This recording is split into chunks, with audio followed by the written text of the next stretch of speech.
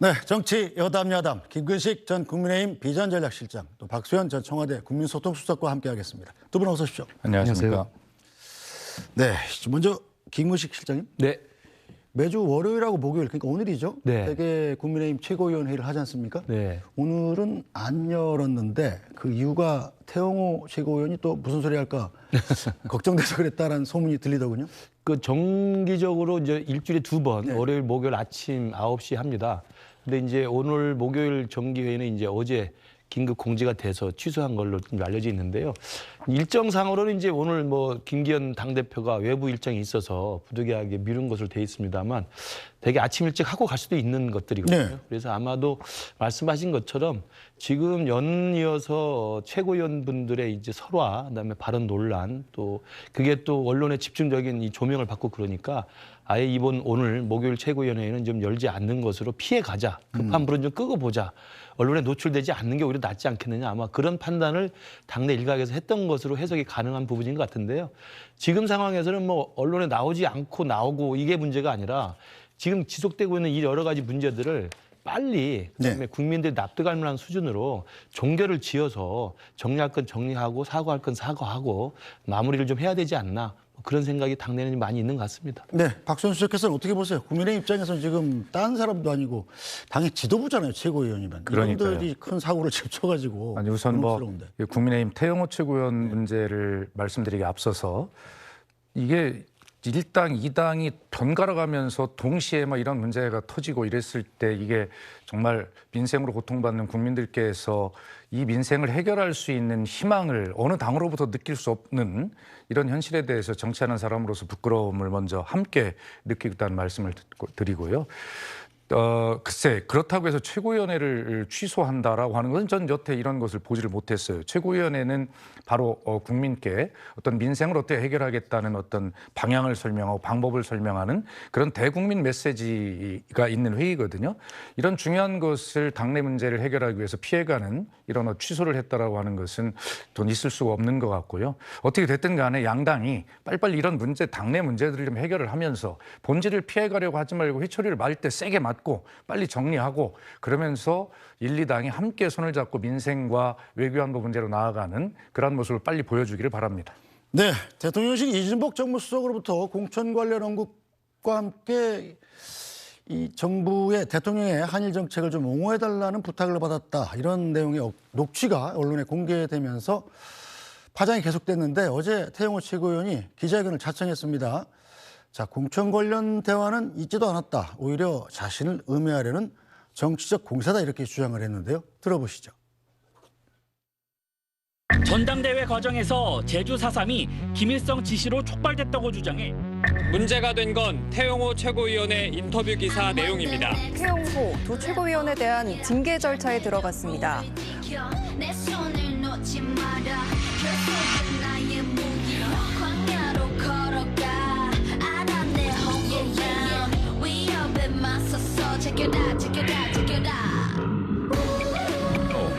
공천에 대해 걱정하는 보좌진을 안심시키고 동료하는 차원에서 나온 발언을 회의 참석자 중 누군가가 녹음하여 불순한 의도로 유출한 것입니다. 이진복 대통령실 정무수석관은 최고위원 발언 방향이나 공천에 대해 그 어떤 대화도 나누지 않았다는 점을 분명히 밝힙니다.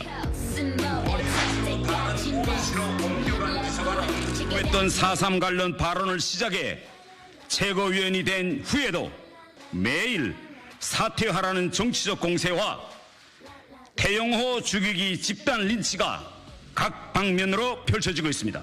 저는 절대 굴복하지 않을 것입니다. 저는 때리면 때릴수록 더욱 강해지는 강철 같은 정치인이 될 것입니다. 제게 주어진 한반도 평화통일이라는 역사적 사명만을 생각하며 두복두복 나아갈 것입니다.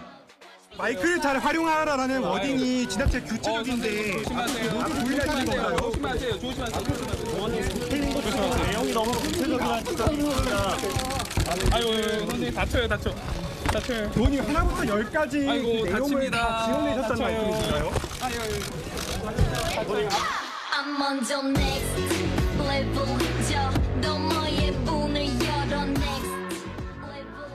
자, 저 김근식 교수께서는 어떻게 보십니까? 지금 태영호 최고위원이 어제 기자회견 한다길래 저는 사실 내심 네. 뭐 좀 자기 때문에 사실은 당에도 지금 민폐를 끼치는 상황인 그렇죠. 거고 또 국민적으로 얘기해도 이 정무수석을 하지도 않은 말을 자기가 꾸며냈으면 또 정무수석한테도 미안한 것일 테고 뭐 사과가 좀 있겠다 싶었는데 전혀 없었단 말이에요.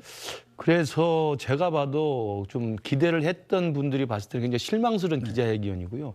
그리고 기자회견을 실제로 중계를 하는 걸 저도 봤더니 굉장히 화가 나 계시더라고요. 네. 지금 근데 이 태영호 의원께서 화낼 때라기보다는 먼저 스스로를 반성하고 네. 이 모든 사단이 어디서부터 비었는지를 좀 돌이켜보는 게 전 정치인으로서 먼저 필요한 자세라고 생각을 합니다. 저는 이 사건이 이진복 수석이 그런 말을 하지 않았다고 태영호 본인 당사자가 이야기를 했기 때문에 네.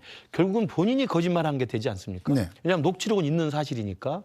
그럼 본인이 어찌됐든 간에 선의의 의도를 가지고 했든 어쨌든 간에 거짓말을 하는 게 됐고 어찌됐든 그 거짓말이 밖으로 유출이 되면서 용산의 대통령실과 정무수석까지 끌어들이면서 마치 대통령이 공천에 개입하는 거 아니냐라는 불필요한 의구심을 불러일으킨 점이 있지 않습니까? 그러면 이 부분에 대해서는 명확히 자신이 사과를 하는 게 저는 필요하다고 생각을 하고요. 두 번째는 저기서 나와가지고 후반부에 가서 이제 유출자를 색출하겠다.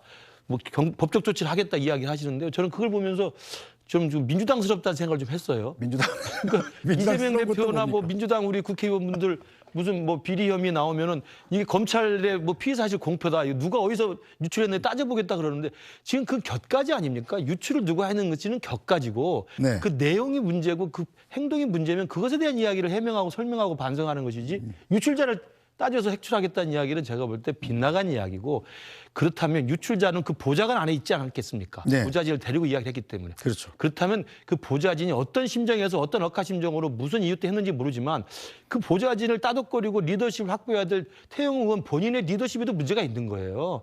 보좌진이 믿고 충성하는 사람이면 그런 걸 감히 유출하겠습니까? 저는 그러면서 보면 어떤 측으로 설명하더라도 어제 기자회견은 부적절한 내용이었다 생각을 하고요. 오히려 불을 더 지핀 격이 되지 않았나 생각을 합니다. 네, 박수현 수석께서는 지금 김근식 교수가 민주당스럽다 얘기할 때 지금 표정이 약간 흔들리는 걸 지금 봤어요. 아, 제가요? 어떻게 보세요? 그렇지는 않고요. 김근식 교수님이 민주당스럽다는 말씀을 하심으로써 본인이 요즘에 왜 인품 관리가 안 되나 하는 생각을 제가 걱정한 것이죠. 자, 그런데 저도 생각은 같습니다. 어제 저도 이 기자회견을 봤는데요. 태영호 최고가 저런 기자회견을 왜 하지? 오히려 본인에게 이 문제가 정리되는 것이 아니라 본인에게 이 문제가 더 커지는 기자회견을 했다 이렇게 보고요. 기자회견의 내용이 한 6분 정도 하던데 앞에 지금 본질적인 문제가 된 이 공천 녹취에 관련된 부분은 1분 정도도 채 안 하는 것 같고 나머지 5분을 가지고 본질을 피해가는 뭐 이런 모습을 보였는데 결과적으로는 그런 경우에 보면 공천 녹취에 관한 부분이 굉장히 불리한 요소라고 본인이 지금 판단하고 있는 것이거든요. 그리고 우리 국민 여러분께서 기억하시겠습니다만 박근혜 전 대통령이요. 이 새누리당 때 공천 개입한 혐의로 징역 2년형을 선고받았어요. 그런데 그 당시에 검찰은 그때 검찰이 팀장이 지금 윤석열 현 대통령이시거든요. 그 2년의 선고가 형이 약하다. 그래서 검찰이 항소를 했어요. 이렇게 해서 대통령실이나 대통령이 당무 특히 공천에 개입하는 것은 중대한 위법 행위입니다.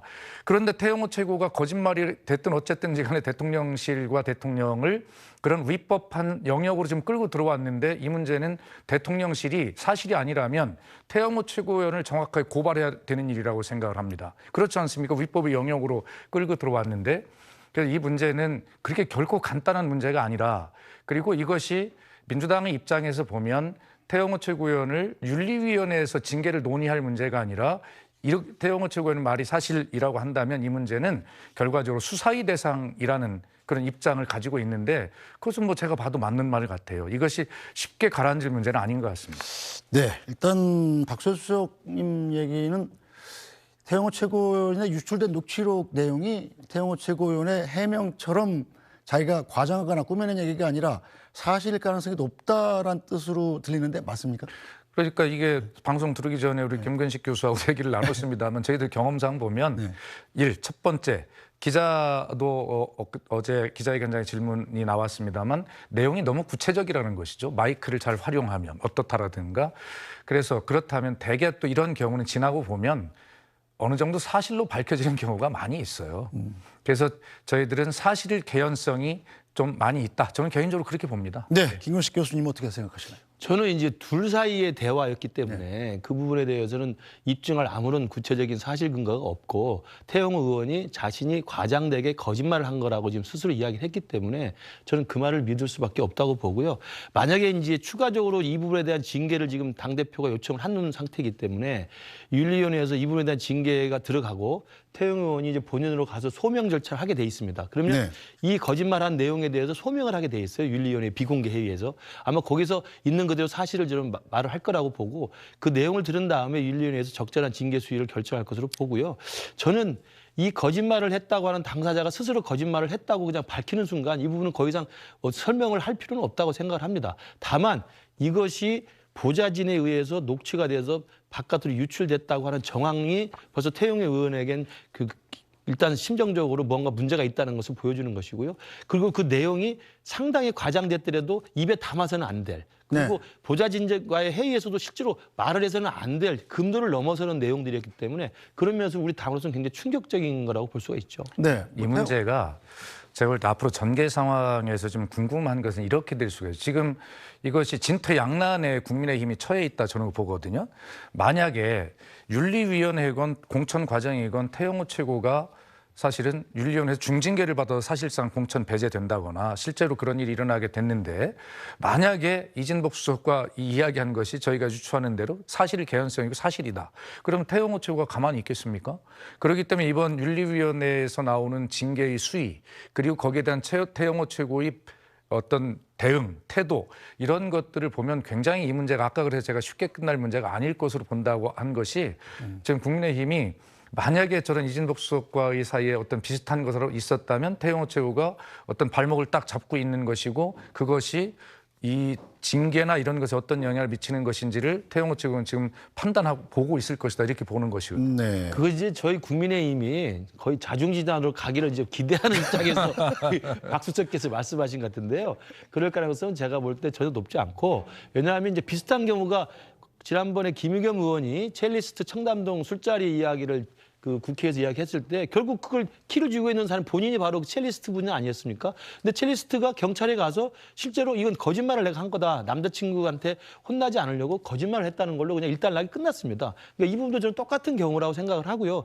그때 당시에 그 첼리스트와의 뭐 발신 전화의 어떤 위치 추적이라든지 뭐 이런 통화 내역 같은 이런 기술적인 뭐 증거가 있다면 모를까 이번 경우는 둘이 만나서 한 이야기 때문에 사실 입증할 증거가 없어요. 그렇기 때문에 첼리스트의 경우처럼 태영호 의원이 자기가 공천을 걱정하는 보좌진들에게 조금 돋보이려고 거짓말한 거로 정리한 이상 민주당에서는 지나친 기대는 안 하셔도 될 것 같습니다.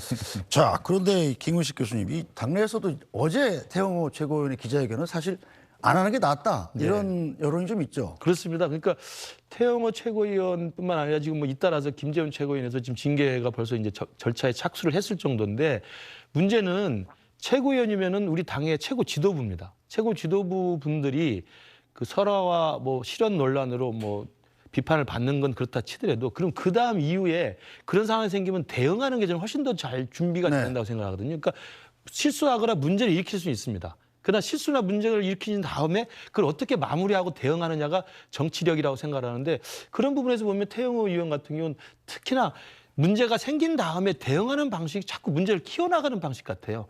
저는 그런 면에서 조금 더 태영호 의원께서 좀 조금 신중하게 자숙해야 되지 않나 하는 생각을 왜 그러시는지 뭐 잘 이해는 안 됩니다만 어제 기자회견 중에서 저는 굉장히 눈에 띄는 부분이 태영호 죽이기 집단 린치가 각 방면으로 펼쳐지고 있다는데 그 집단 린치를 누가 했다는 얘기죠? 아니 그러니까 말입니다. 아마 민주당이 자기를 집단 린치한다는 말을 하고 싶었을 텐데 민주당이 먼저 그런 이야기를 한 적이 없어요. 태영호 최고한테. 언론이 그런 보도를 했고 민주당은 그런 것이 나왔을 때 사실이 뭐냐라고 물을 수밖에 없는 야당의 입장 아니겠습니까? 전체적으로 태영호 최고는 앵커께서 말씀하신 대로 어제 같은 기자회견은 오히려 자기한테 득이 되는 것이 아니라 또 국민의힘이라는 당에도 도움이 전혀 되지 않고 오히려 국민적 공분만 또 의문만 더 키운 그런 필요 없는 하지 아니한 것만 못한 그런 기자회견이 되었다 이런 생각이 들고 그렇기 때문에 오늘 우리 SBS에서 지금 이런 이야기를 다루고 있지 않습니까?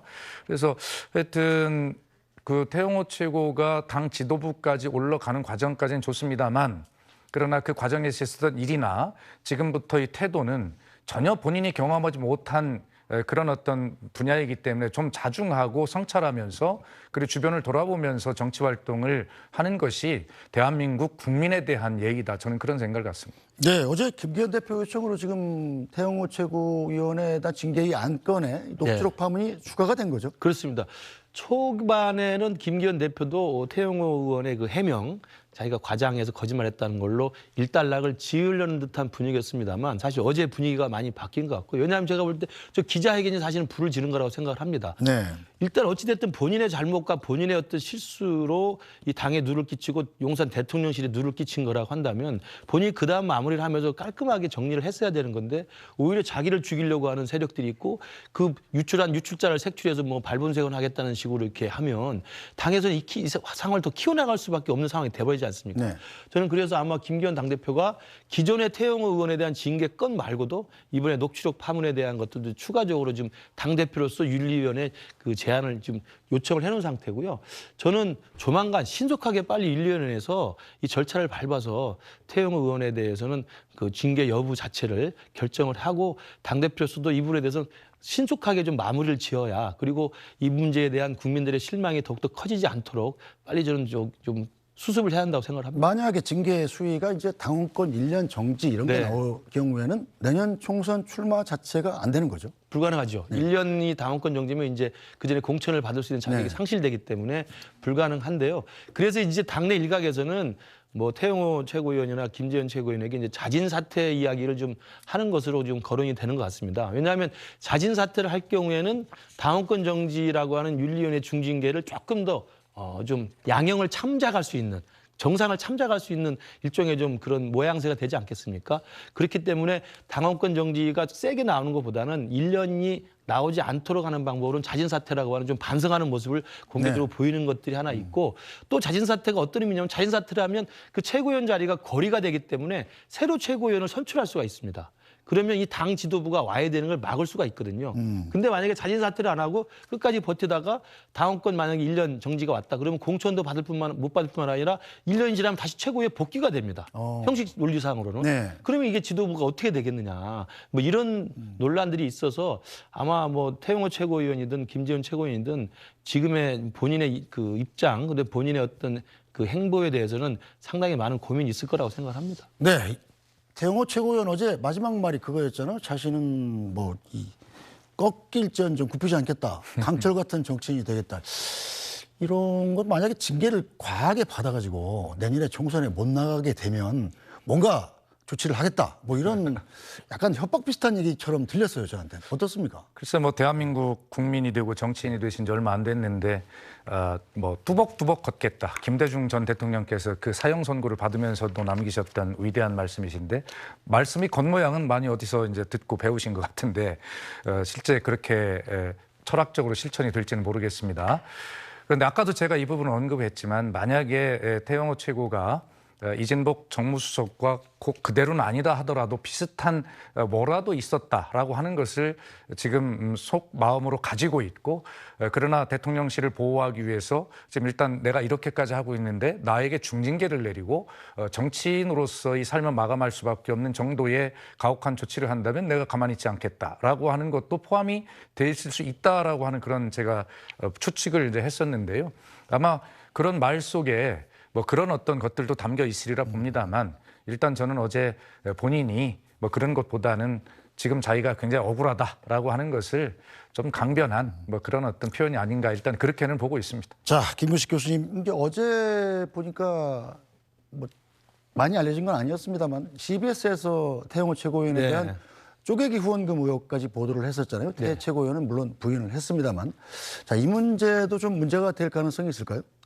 아마 이제 후원금을 이제 다른 사람의 명의를 빌리거나 가족이나 지인들 명의를 해서 이제 쪼개기로 후원을 했다는 게 이제 CBS 보도로 단독으로 보도가 됐는데요. 이 부분은 이제 조금 우리가 좀 그 객관적으로 봐야 될 게 후원금을 내는 것은 투명하게 내는 겁니다. 네. 내는 사람 이름이나 계좌나 이게 투명하게 입금이 되는 것이기 때문에 거기에 무슨 공천의 대가로 돈을 주고받는 방식으로는 대부분의 경우 전혀 택하지 않는 방식입니다.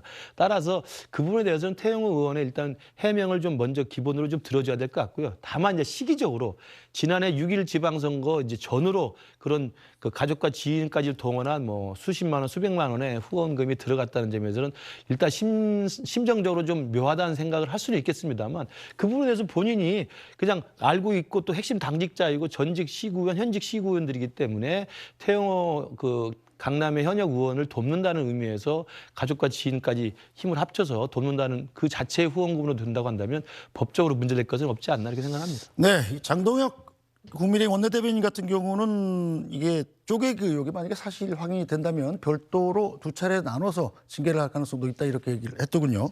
자, 태영호 최고위원은 뭐 그 정도 하고 지금 윤리위 판단을 기다리는 게 한 분 더 계시잖아요. 김재원 최고위원인데 자, 그런데 어제 김 최고위원 징계에 반대한다는 당원 2만 명의 서명이 전달이 됐습니다. 네. 김재원 최고위원까지 징계를 한다면 국민의힘 최고위원회가 이제 괴멸 상태에 돼가지고 결국 비대위 체제로 갈 수밖에 없을 것이다. 이렇게 주장을 했는데 가능성이 있는 얘기일까요? 그러니까 그 반대하시는 분들의 당원들이 한 2만 명 넘게 서명을 해서 제출을 했다고 하고요. 그다음에 또 일부 단체에서 단체 명의로 이제 김재원 최고를 징계해서는 안 된다라는 입장을 낸 것으로 알고 있는데요. 저는 저 부분도 아까 말씀하신 것처럼 그 주요한 반대 논리가 김재원 최고가 징계를 받아서 이 최고위원회가 거리가 되면 최고위원회가 사실상 지도부 자체가 흔들림으로써 비대위 체제로 넘어갈 수 있다는 우려를 제안한 것이거든요. 네. 그렇기 때문에 제가 아까 말씀드린 것처럼 자진 사퇴가 하나의 방식이 될 수 있는 겁니다. 자진 사퇴를 하면 이 최고위원이 거리가 생기는 게 아니고 그 자진 사퇴한 이후에 그 빈자리 공석을 다시 채워서 넣을 수 있는 선출을 하기 때문에 최고위원회는 전체적으로는 공석이 없는 거거든요. 네. 그렇기 때문에 아마도 당 윤리위원회에서 어떤 징계 수위가 나올지 모르겠습니다만 그 징계 수위와 상관없이 그 지도부의 공백 그리고 지도부 공백에 이은 이른바 비대위 사퇴. 비대위 사퇴는 우리가 지난해 이준석 사태를 겪으면서 끔찍한 경험을 많이 하고 있지 않습니까? 네. 또 이게 비대위로 넘어간다면 집권 여당으로서 얼마나 난감한 일이겠습니까? 그래서 이 비대위 사퇴를 다시는 보지 않기 위해서라도 당내 일각에서는 자진 사퇴 얘기가 조금씩 나오는 것으로 제가 알고 있습니다. 네, 박수현 수석께서는 어떻게 보십니까? 제3자적 입장에서. 이게 지금 뭐 민주당이나 국민의힘이나 어느 당이 됐든 징계의 사유가 있다면 징계를 정확하게 원칙에서 하는 것이 국민적 눈높이에 맞는 것이다 이런 생각을 하고요. 당 지도부의 와해가 걱정이 되고 공백이 우려가 돼서 징계 사유가 있는데 그것을 자진 사퇴의 방법으로 정리한다면 그것은 꼼수지요. 그것은 국민께 그게 크게 그렇게 환영받을 만한 일은 아닌 것 같고요. 어쨌든 그것은 뭐 비단 국민의힘의 문제만이 아니라 우리가 국민을 대하는 정치나 정치인의 태도 이런 것들이 기본적으로는 그래야 된다고 생각을 합니다. 그래서 본질을 피해가는 그런 어떤 돌려가는 방법 이런 것은 저는 그렇게 국민께 더 혼날 일이다 이런 생각을 갖고 그것은 민주당에도 해당되는 문제라고 생각합니다. 네, 또 주목할 것은 김기현 국민의힘 대표의 자세 전환인데요. 다 하루 만에 이 김기현 대표의 자세가 많이 달라졌습니다. 비교해 보시죠. 최고위원이 보좌진한테 이제 이진복 수석이 이런 말을 하더라 하면서 공천 관련 언급을 했다고. 아니 그러니까 자기가 그 부풀렸다 그러잖아. 그런 말 한 일이 없는데. 그래도 아니 왜 자꾸 안 했다는데 했다고 질문하세요? 그러니까 실제로 그 정무수석이 하지 않은 말을 한 것처럼 본인이 과장해서 표현한 것이 불필요한 오해를 일으켜서 그 때문에 상당한 부담을 당해주게 되었다 하는 점에 대해서 평가를 해야 될 것이 아니냐. 네, 김근식 교수님. 예.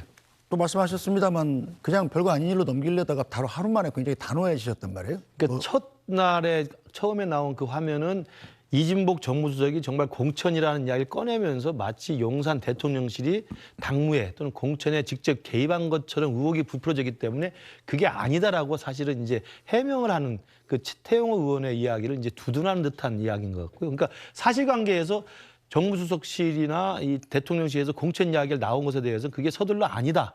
진화하는 과정에서 아마 태영호 의원의 이야기를 두둔한 느낌이었고 어제 이야기는 이제 기자회견 전인지 후인지 모르겠습니다만 어제 이야기는 어찌됐든 그렇게 본인이 해명을 했지만 그것이 거짓말로 해명을 한 거고 그 거짓말 때문에 결국은 당에 누를 끼친 거.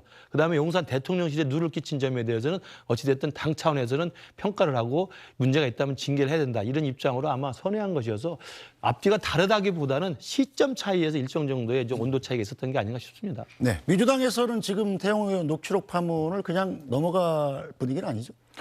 뭐 당연히 그렇겠죠. 이 문제는 아까도 제가 말씀드렸습니다만 이것은 법률 위반의 문제가 포함이 돼 있고 그것은 과거 박근혜 대통령의 사례를 제가 들어 설명을 드렸는데 그만큼 엄중한 사안입니다. 그렇기 때문에 이것은 당내 윤리위에서의 징계를 논의할 문제를 넘어서 이것은 어떻게 보면 수사를 해야 할 사안이다라고까지 제가 말씀을 드렸는데 그것이 민주당의 입장인 것입니다. 야당은 당연히 그런 입장을 가질 수밖에 없는 것이고요.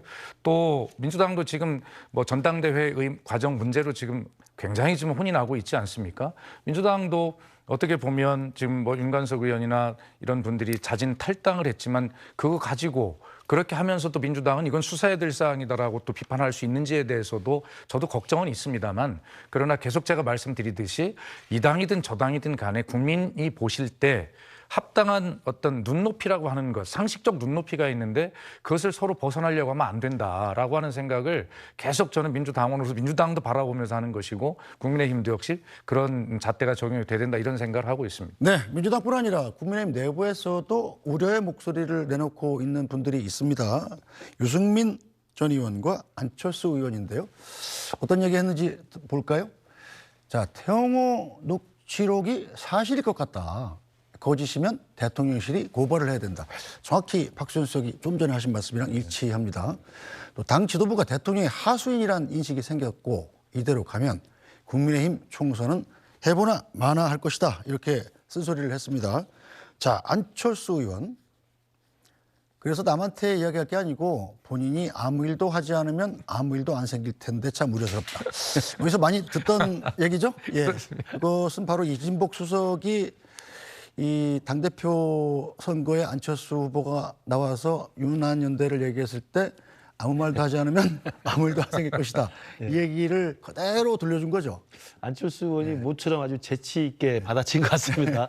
근데 이제 이진복 수석이 그 말을 했을 거라는 의혹이 있다면 그 전제가 이제 저게 맞는 이야기인데 어찌됐든 제가 말씀드린 것처럼 태영 의원 본인 당사자가 본인이 도드라지려고 거짓말한 거라고 지금 해명을 했기 때문에 그 문제는 이진복 수석이 억울한 걸로 본다면 안철수 의원의 제약도 이제 잘못된 전제를 하고 있다는 생각이 드는데요.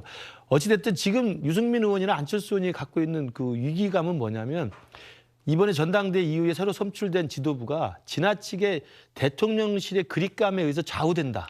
그러니까 당의 좀 자율성이 좀 떨어지는 게 아니냐. 특히나 이제 100% 당원 투표로 이 전당대회 선출 룰이 바뀌면서 용산만 쳐다보는 당, 그리고 대통령실에게 코드만 맞추려는 당, 이런 이제 분위기가 알게 모르게 좀 형성돼 있는 게 아닌가라는 아마 그런 그 비판적인 시각에서 유승민 의원과 안철수 의원이 좀 생각을 한 것 같은데요.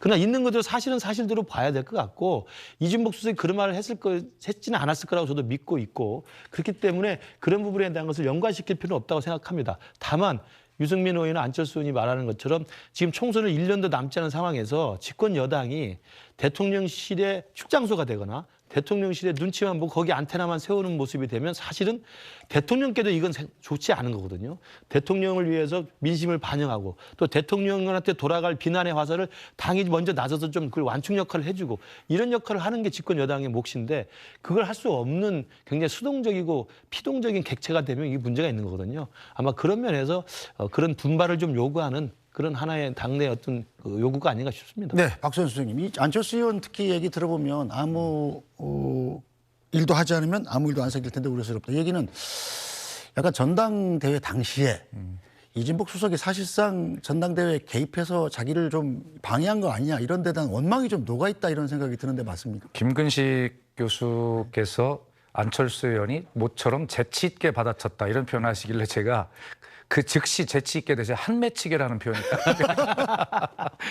아니 입장을 바꿔놓고 생각하면 얼마나 한이 맺히겠습니까? 저것은 재치 있는 정도가 아니라 저것은 원망의 소리 맞지요. 그러면서 들린 것이 이게 정치를 오래 하다 보니 정치권에서는 이 업보라고 하는 것이 자꾸 쌓이게 된다는 걸 느끼게 되는데 지금 당장 나에게 유리하다고 해서 남에게 어떤 해가 되거나 서운하게 하는 일이 있으면 반드시 그게 나한테 돌아온다라고 하는 생각을 이제 하게 되고 또 김근식 교수나 저나 정치를 하는 사람으로서 뭐 아직 큰 정치는 못했습니다만 그리고 당원들이나 동지들을 대하는 태도도 그렇게 하면 안 되겠다는 생각을 지금 이 시간에 하고 있거든요.